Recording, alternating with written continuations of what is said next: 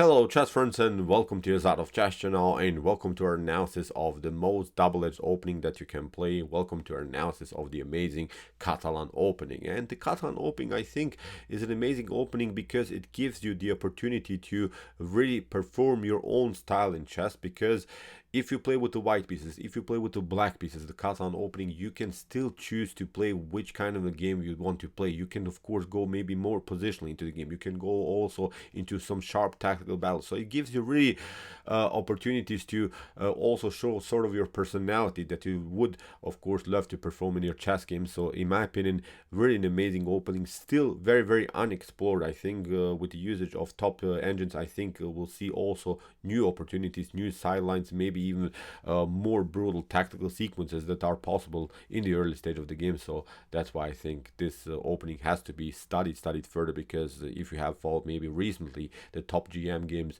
many times they're playing the Catalan Opening, then they're testing each other in positional but also in tactical battles. So I've prepared now really brutal, really a double-edged line which leads into complications in an early stage of the game. I think it's also must-know line.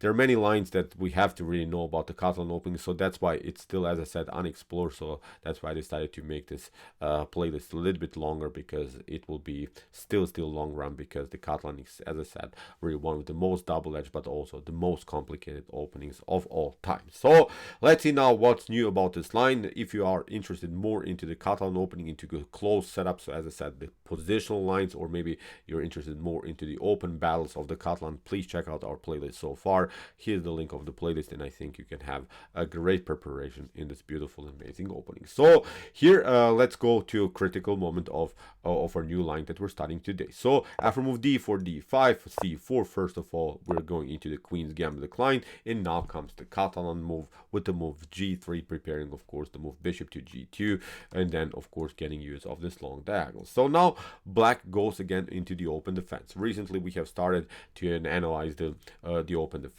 immediately taking out here in the center of the board. We have bishop to g2, now a6. This is the line that we have studied also recently, with the preparation to play b5, and then also, if necessary, to lock the long diagonal by playing the move knight to d5. So now white simply castles. Now we have this move b5, and now knight to e5, immediately hitting the rook here on this long diagonal. So this is the line that we're starting today. So now black, of course, locks this diagonal with the move knight to d5, and white continues to pressure, wants to undermine here the pawn majority that black has here. Black has here, of course, is 4 versus 2 situation. Black wants to make something out of this pawn majority, so that's why white is trying to split the pawn chain. If, of course, take b takes a4, this would be good. Now these pawns are weaknesses, and of course we want to also stop somehow the pawn chain. If, of course, something like b4 happens, then we have this one to take, and then maybe then later also we can push the pawn here on e4. After move a4, here black usually continues with the move bishop to b7. Now white continues with the pressure with the move b3. Again, if you play something like this, we'll not take out this one, we'll take out first of all this one, will connect 2 pawns, and then it's not a good game anymore for black. So that's why after move b3, now comes this new line that we're starting today. This is now the brutal method that we're analyzing for both sides today, with this beautiful sideline with the move c3. And what's the problem about this move c3? This pawn is protected, of course, by the knight, and I'm not sure if white would ever take out this knight with your light square bishop. The light square bishop in the Catalan is simply your best minor piece on the board. Black will simply take here with the queen, and look at this. There are many tactical threats already in the game, so it's not working. You have to play a weird move like f3, then b4 is going to happen, and you're out of game. So that's why white continues with e4, simply hitting the knight. That is, of course, protecting the pawn on c3, but now black plays a surprising move, which is a very aggressive approach, a very aggressive method by black. Plays now simply the move b4, sacrifices the piece in an early stage of the game. But this is only, I think, a temporary piece sacrifice, because after e takes d5 and bishop to d5, notice now that the knight is locked here. The knight doesn't have escape routes, so white will in one particular moment have to sacrifice the knight for a pawn, or maybe 2 pawns. If he gets somehow maybe the queen into the game, maybe he'll get 2 pawns, for the lost knight, which is also a good thing, but you have to get out with your knight. If you don't get out with your knight, then it's also very hard to get with your rook out. You could maybe try some rook lifts like rook to a2, rook to e2, and something, but this is simply not working. And now I think bishop to d5 for white here in this particular position would be simply too rushed. After queen to d5, white continues also the game with an isolated d pawn, which is not good. Black will simply, in one particular moment, play bishop to e7, kingside castling, maybe rook to d8, will simply continue the pressure against this pawn on d4. So this line is also not working, although white is still up a piece, but only up a piece, I think, temporarily, as I said, because the knight is stuck here. So again, you have to think how to sacrifice now the knight for the pawn on c3. So that's why after move bishop to d5, white usually continues in these lines with the move queen to h5, is even threatening a checkmate immediately. Now black has to defend his position with the move g6, and now comes what is, in my opinion, the critical moment of this particular sideline. Queen to h3 has been played now many times, but usually now black makes huge mistakes. The first I think mistake that black is making is this line, bishop to g7.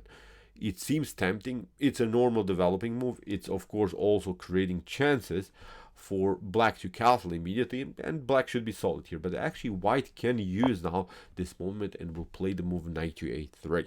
Knight to a3 leads really into complications for black, because now white is threatening to get the piece out. White wants to get the knight on c4, and then white has a good game. White has an extra piece, so that's why black has to take. But now after bishop takes a3, this long diagonal is paralyzed. You don't secure anymore your king by castling. Rook to e1 is going to happen. Will simply get use of the e file. For instance, you try something like rook to a7. You're trying maybe somehow to get more pieces into defense. Look at this. Rook to e1 is devastating already for black. If you play something like rook to b7, maybe attacking the pawn on b3. Look at this. We take. You have to take out with the queen. You cannot take out with the pawn, because then the e file gets liberated. You take with the queen, but look at this. Queen to h6 is even threatening a checkmate immediately. You have to play a weird move like c6. Look at this. Queen to f4.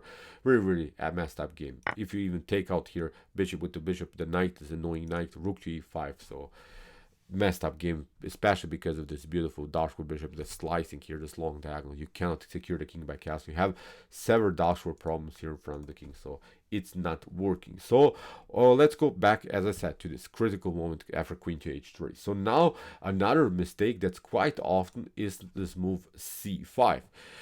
c5 seems also tempting, because you are keeping the pressure against the pawn on d4, which is of course protecting the powerful knight on e5. But now things get very tricky. Bishop to g5 is here an opportunity. This is the way to go, sacrificing the bishop. Very tricky stuff here, because if you play something like queen to g5, then we can hit the bishop on d5. If you take e takes d5, then a rook to e1 is going to happen. You're having many tactical problems here. You can cover, of course, the e file, but now a check comes. You can cover with the bishop, and now after knight to g6, you don't have access to the f8 square. You have to cover it ourselves with the queen, and now after rook to e7, this would be even an amazing and brutal checkmate here in the center of the board. So after move bishop to d5 and e takes d5, you could of course try something like let's go back.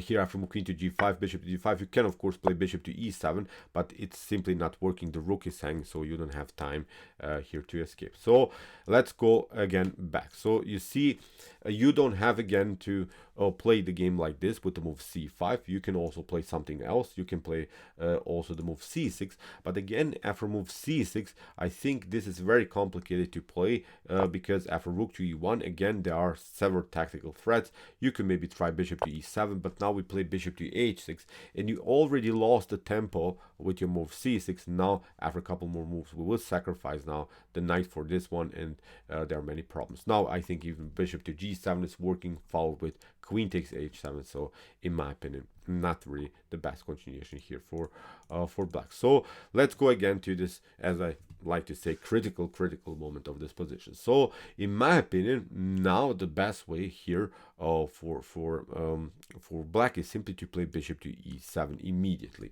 Bishop to e7 can of course be met with this idea bishop to h6, but now we take out the bishop on g2. After queen to g2, queen to d5 simplifies the game now for black. Black has to go, I think, into this line, simply getting use now of the activity that we can get, simply trying to simplify the game enough in order to reach maybe the fully endgame stage. And now the game goes into this line. Queen to d5, e takes d5, here knight to c3. Finally, white is, as I said, sacrificing the piece, but now after b takes c3, rook to c1, black will have to play now on f6, kicking away the knight, and now after move knight to c6, this is also a warnable square in white's camp. You can maybe pick up this one, black will simply pick up this one. You can also play maybe here rook to c7, but now after king to f7, we have equal material. And okay, black is also maybe the weak d5 pawn, but black black is the weak d5 pawn, but also white has the weak b3 pawn. The knight is good here. We have a good rook activity later. We can compete maybe on the c file, and in my opinion, this is a must-know position in this particular sideline. So as I said, very tricky position, this move queen to h3. Be careful what you're doing. c6, c5, don't mess this up, because you're losing precious time. As I said, simply bishop to e7, controlling further this diagonal, but also controlling this diagonal. After move knight to a3, b takes h3, bishop to a3, we saw the tactical issues. And now if your opponent is of course challenging you, when he's not allowing you here maybe to castle, then simplify bishop to g2, and then queen to d5 is, I think, a decent choice. Then we can also play knight to c6, maybe even later than c5 as an opportunity, but in my opinion, perfectly playable position now for black. So if of course white doesn't want to play bishop to h6, if he wants to play something else, then you can secure the king by castling, which would be a perfect position with this structure here. Of course, as we said, white will simply have to sacrifice in one moment the knight for these two pawns on the b and c file. So okay, this is our study for today about the Catalan opening. This is a line that I think you have to know, because it could happen to you, because it's quite a direct line in which black is simply forcing here with the move b5 white to play the move knight to e5. After knight to d5, as we said, you have to now break the pawn chain, because if you don't do that, then you can have several positional problems. Now as we said, bishop to b7, b3, c3, e4, and now black sacrifices simply the knight in order to get these two connected annoying pawns here on the queen side. So okay, I hope that you enjoyed the study. Interesting ideas in the Catalan opening for sure. You see how this game can be very unbalanced. Many opportunities are there here for white and for black. Be careful. Only the bravest, I think, can play the Catalan opening, so it's, in my opinion, really one of the most beautiful openings that you can play. So, okay, if you're interested more into this Catalan, also in the closed open ideas, check out our playlist so far. Here's the link of our whole playlist, and if you like this content, don't forget to subscribe to my channel. See you soon with some more videos, and what do we say? Chess is the best, of course.